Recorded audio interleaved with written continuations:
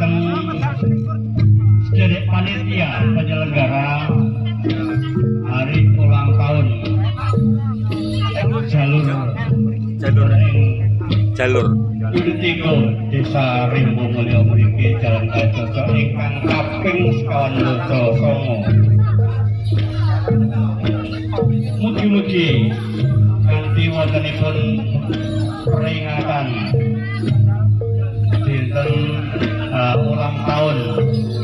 jalur ingkang kaping 909 menika mugi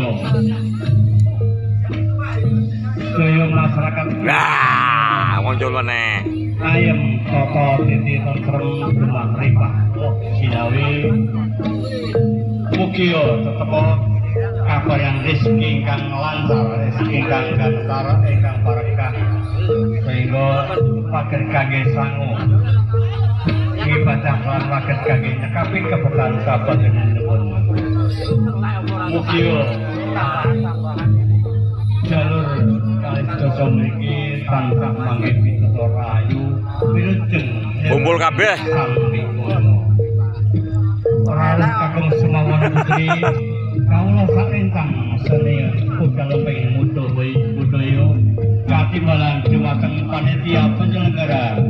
ingkang saperlu caos panglipur dumateng para rawuh kakung semawana putri alamung pilih wonten kekiranganipun saha wonten kalapatanipun kawula saenthang sini kudaluming mutu budaya tansah menjenengan luntring samudra pangasami dumateng para rawuh kakung semawana putri kegiatan ingkang wekdal ingkang sampun dalu pramila saking menika atur kawula boten perlu karena kawula sekawis wonten saderengipun kawula tutup kawula ngetaken dumateng sedherek penonton sedaya ingkang tunggal guru kaliyan mutu budaya wasana pinantos ganggu kawula sarencang katimbalan dumateng panitia saperlu caos panglipur dumateng para rawuh kakung semawana putri wasana semanten